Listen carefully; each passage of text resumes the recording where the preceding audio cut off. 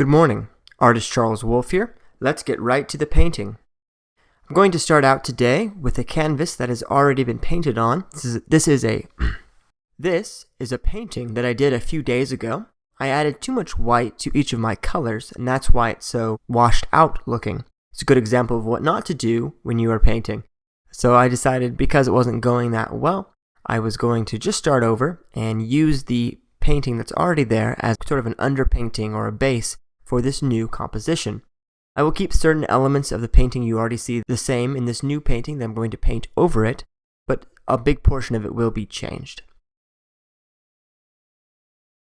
Today I'm going to be showing you how to create some amazing sunset clouds. These are the clouds that are not next to the sun while it's setting, but actually across from it. Which is why I'm starting with such a dark blue here. That color is cobalt blue mixed with some Mars black. You can see that I'm using a very large, bright brush, making downward strokes with it, keeping my brushwork active and quick. I would like this sky to have a feathered look, sort of an impressionistic style and approach, quick little brush strokes, slight variation in color, forming a gradation gradually from this darker mixture of the cobalt blue plus a little bit of the Mars black, just a little bit, you don't need that much, to a much lighter blue right near the clouds where the sun is hitting the tops of them. Starting to work on this gradation, I have switched to using pure cobalt blue. When you are painting your sky, it's very important to remember to keep your brush moving at all times. Pulling downwards, you're going to continually be moving side to side as you paint. You can see that I'm moving my brush very quickly. I'm not worried if I miss a spot. I can always come back in a little bit later with some more paint and to fix any parts where the underpainting is showing through, that lighter blue. But you can already see it has a very nice effect if I have a variation in my coloring. As I said before, it has an almost impressionistic quality to it. Here, I have mixed up a lighter combination of the blue, cobalt blue plus titanium white, with a little bit, the smallest dab of cadmium yellow medium. Now, why did I add the yellow? I added the yellow because I am imagining that this is a golden sunset setting across the way. The light is going to travel out from the sun, hit the tops of these clouds that I'm going to paint in just a moment, and it's going to bounce up into the sky behind. Now, to be honest, that may not be correct in terms of physics, but I like to think of it that way as it helps me get my color correct. Continuing to bounce and work this upwards, approaching that pure swath of cobalt blue I have in the center there. I'm going to slowly work this lighter blue up into the pure cobalt blue and then eventually even into the cobalt plus Mars black mixture.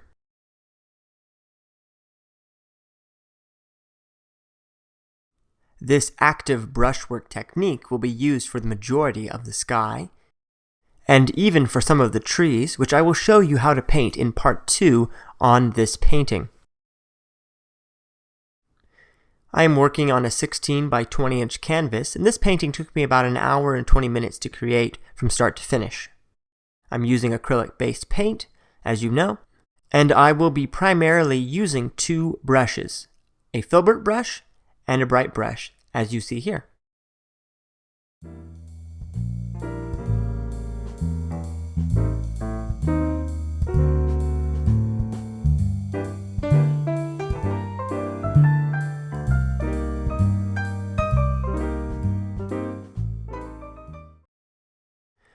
I'm going to lighten up the bottom of this sky by adding more titanium white to my light blue mixture. While continuing to use the active brushwork style, I will slowly make my way upward into the darker blue with this light blue mix to create more variation. Just like that. I'm keeping my brushwork very loose and very visible. I really want it to be part of the composition, and I want you to see all the individual little strokes of the brush. This is because I really want my pieces to look very painterly. I'm not trying to make it look photorealistic, but much more impressionistic. I really like the work of Van Gogh, Monet, who doesn't? I'm really imitating their style and trying to capture the essence of what their pieces look like with this brushwork.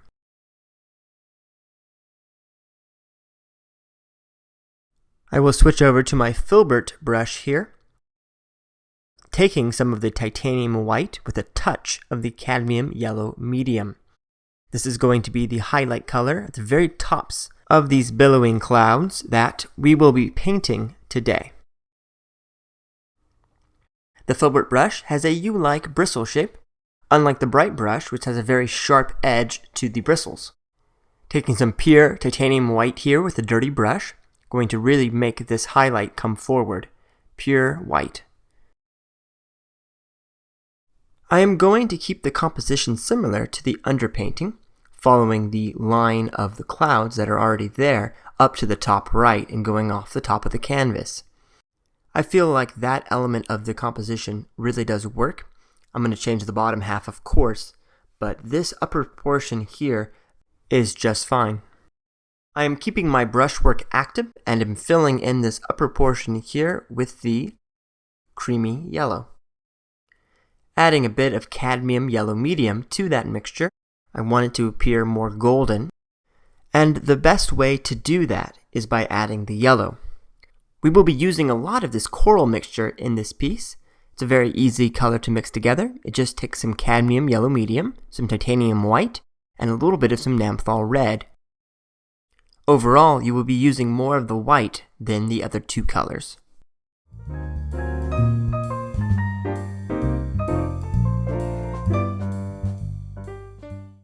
Adding some more of the cadmium yellow to the mix, I really want it to have that golden hue and have a nice aura about it.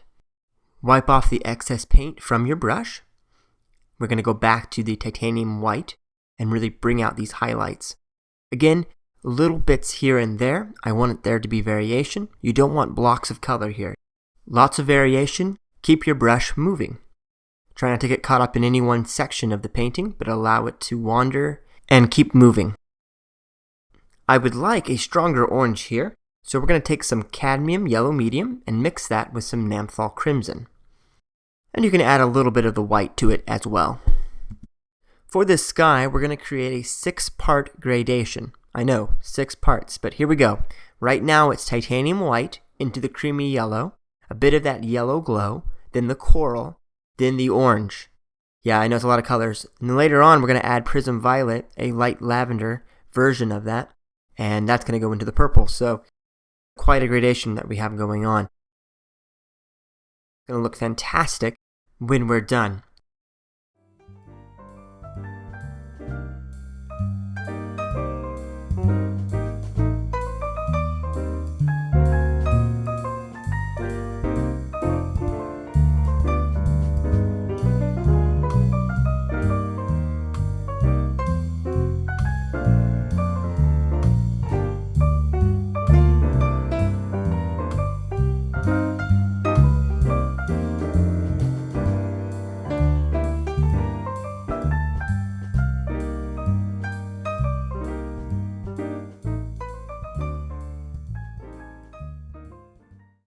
If you look at a sunset and go outside and watch one happen, there's a lot of colors going on usually in the clouds and in the sky itself. So the more we can capture those colors and get them onto the canvas, the more colors that we can see and find inside of those sunsets, the better our paintings will look.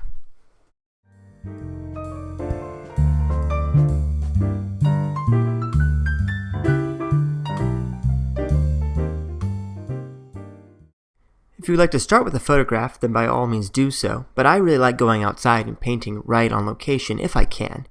Of course, when I'm creating these painting videos for you all, I am having to paint in my home studio. I often will do about half-half. I'll usually start with a photograph to kind of get me going, but I'm not tied to it very strictly at all. If I really feel artistically that I want to put a new color in or change the tone or adjust the temperature of one of the colors or maybe even put in trees or a river or a lake that wasn't there, the photo really just gets you started. It gives you some inspiration and gives you some direction maybe with your painting, But I often find that if I have a great idea or want to try something new, I just go with it. It's okay if it doesn't work out or if it doesn't look perfect at the end. We're just trying to learn. And you will be amazed at what you can create. Returning to that creamy yellow color, white with a touch of cadmium yellow medium, you can see here that I'm bouncing the brush on the canvas, slowly working that lighter color down into the orange. I really love working with this Filbert brush. It makes such nice, fluffy looking clouds. Here we're going to take some cadmium yellow plus some Naphthol crimson and a touch of white back to that coral color, and we're going to work that underneath this layer. Basically, I'm just pushing all the layers a little bit lower and blending them a little bit better together. Adding a bit more white to this coral mix, and I'm going to start dragging my bristles across the layers to blend them once I run out of paint on my brush. I am going to wipe off my brush on some paper towel. Then I'm going to work on these cloud highlights with some pure titanium white. I'm trying to bring up the brightness of the sun striking the tops of these clouds, and that white is going to just do the trick to do that. Blending this a little bit better here, and now going into some coral on the other side. Please note that I put that coral a little bit too high up, so if you're following along and trying to paint a piece similar to this, be sure to put that coral on the left-hand side about an inch lower. It's a little bit too high up. I'm going to have to cover it up in just a minute. You'll see me fix it in just a few moments. Blending downward, pulling off some of the excess there and blending that down. Trying to cover up some of those darker spots of the painting that's underneath. Just pushing the brush really hard into the canvas. Here I go, wiping off the excess top of that paint. I'm going to cover that up in just a moment with some purple. We'll get to that. So here's some pure Naphthol crimson, and then I'm going to blend that together with my coral mix to make a nice kind of pink glow, sort of mirroring what I've created on the opposite side.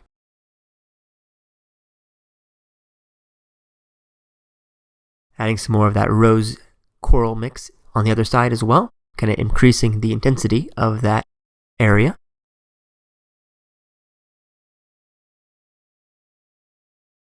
Taking some cadmium yellow plus some white, I'm going to keep my brushwork very active, bouncing it along nice and relaxed. My wrist is not stiff at all. I'm very free with my movement here. Not trying to control the brush very much at all. Clean off your brush here. It's a good time to do that. And go back into the pure titanium white. Again, trying to pull out these highlights and make them sing. Yeah, it's looking fantastic.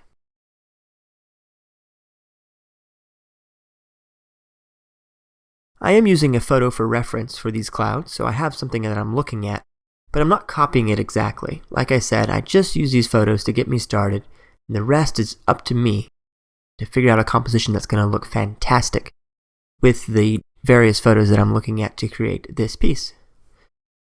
And yes, it may be more than one, so if you see something from one photo and something from a different photo, you can sometimes combine them and create a painting that is even better than the two photos by themselves.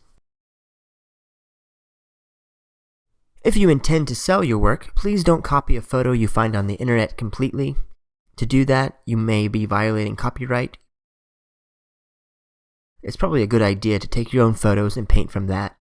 If you want to borrow an element from one photo and an element from another one, you're usually okay to do that, but don't copy an entire photograph, part for part. It's not a good idea. Bringing in some of that creamy yellow here on the left. Of course, if you're painting along with me right now, these paintings are for educational purposes only. I ask that you do not copy my work and then resell it. That's a violation of copyright. But if you want to use these paintings to learn how to paint, by all means do so. Making good progress, just a few more moments and we should be finished with this sky. Here I'm just trying to get this gradation correct. A little bit more of the white, a little bit more of the creamy yellow, kind of back and forth until it looks how I want it to look. Part of painting is trying something, making adjustments, trying something else, and eventually you'll figure out what you want. As you get better at painting, you'll be able to do it right for the first time, but even I am still trying new things and learning, and part of that is experimentation. Taking a break on this cloud, I've returned to my bright brush, grabbing some of my Cobalt blue and Mars black. I'm just trying to fix the edge of this cloud on the right, making it pop. Whenever you want something to look brighter, make the area around it darker. Cleaning off my same bright brush, I'm going to mix a little bit of Prism Violet with Titanium White, and then using some broad horizontal motions, I'm going to create a beautiful little lavender counterpoint to the orange. The purple will function as a shadow color for these clouds. I'm using a very light touch. I'm going to add a little bit more white to the prism. It's more white than Prism because it needs to be fairly dark. Just bouncing the brush along here, creating some shadows in this layer of coral.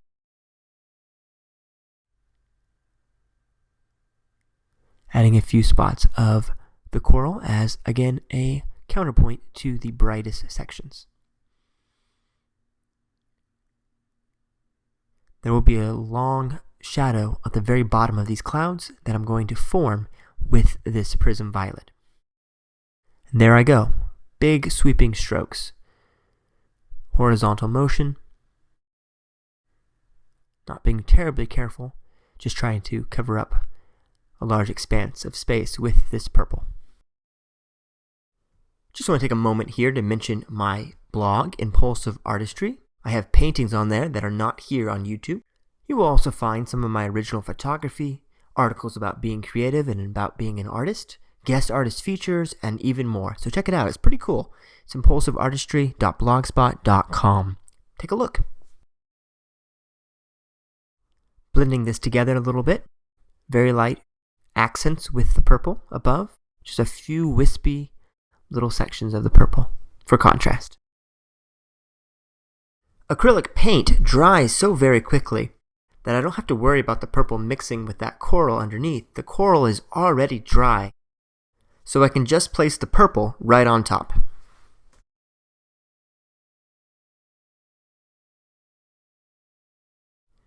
This bottom layer of purple needs to be a bit more subdued, so I'm going to spread it out a little bit more all the way across.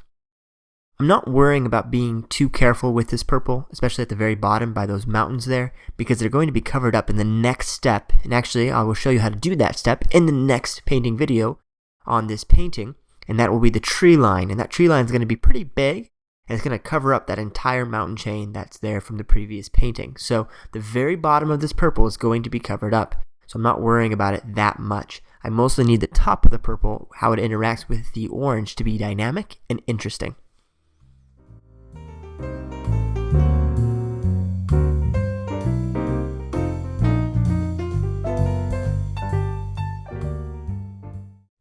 Taking some of the white with a dab of the cadmium yellow medium, I'm going to bring this first center cloud forward by pushing the highlights in front of that swath of Prism Violet lavender color on the left. So you can see I'm bringing it down, and I'm going to push it forward in the composition by placing the highlight in front of the purple. Went a little bit too far there. So back up. Cleaning off the excess with the paper towel. I'm going to continue to dance the brush lightly, barely pressing on the very top of this purple section that juts up into the orange. I had such a fun time creating this piece, and I am so glad that I decided to redo this painting.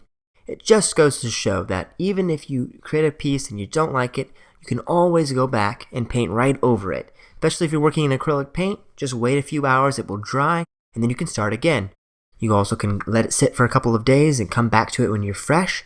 I do that quite often. I may even do that while I'm recording a video. So I may start a painting, let it sit a few days, think about it, and then finish it on another day.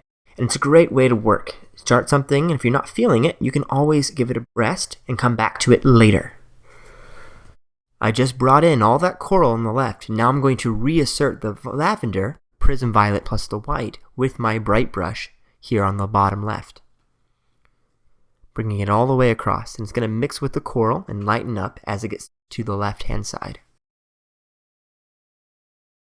Bringing that down and across in a diagonal.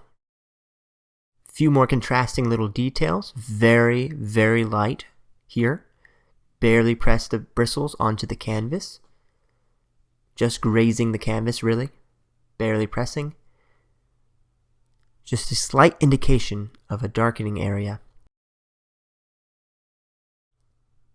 Now that I have some coral on my brush, I'm going to pull that over into the purple here.